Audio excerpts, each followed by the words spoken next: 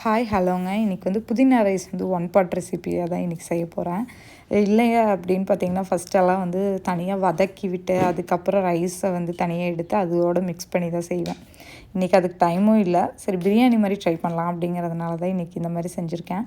ஒரு கட்டு புதினா, கொஞ்சம் கொத்தமல்லி தழை, 2 பச்சை மிளகா, 4 பூண்டுங்க, சின்னதாக இஞ்சி பேஸ்ட்டை அரைச்சி தனியாக நான் எடுத்து வச்சுக்கிட்டேன் மிக்சியில்.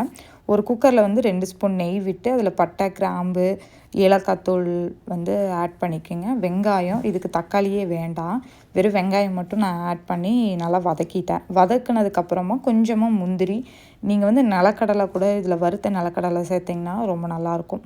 நான் என்கிட்ட இல்லாததுனால நான் வந்து இன்றைக்கி முந்திரி மட்டும் ஆட் பண்ணியிருக்கேன். இந்த அரைச்சி வச்சுருக்க பேஸ்ட்டையும் வந்து அதில் ஆட் பண்ணி கொஞ்சமாக நல்லா வதக்கி விடுங்க. ஒரு 10 மினிட்ஸ் வதக்குனிங்கனாலே போதுங்க. அது ஓரளவுக்கு நல்லா வதங்கினதுக்கப்புறம் நம்ம ஊற வச்சுருக்க ரைஸை வந்துட்டு அதில் போட்டுக்கோங்க. நான் வந்து இன்றைக்கி பாஸ்மதி ரைஸ் தான் போட்டிருக்கேன். 1க்கு 1.5 அப்படிங்கிற கணக்கில் தான் நான் இன்றைக்கி தண்ணி ஆட் பண்ணியிருக்கேங்க. அந்த மிக்ஸி இதை வந்து வாஷ் பண்ணி அந்த வாட்டரை எடுத்து ஊற்றிக்கிட்டேன். இது வந்து ஒரு விசில் விட்டாலே எனக்கு கரெக்டாக இருக்கும். மேலே வந்து கொஞ்சமாக க்ளோஸ் பண்ணுறதுக்கு முன்னாடி நெய் விட்டுட்டு, லெமன் வந்து ஒரு சின்ன துண்டு லெமன் ஜூஸ் வந்து மேலே புழிஞ்சு விட்டுக்கோங்க. ஃப்ளேவர் வந்து ரொம்ப டேஸ்ட்டாக இருக்கும் இதுக்கு.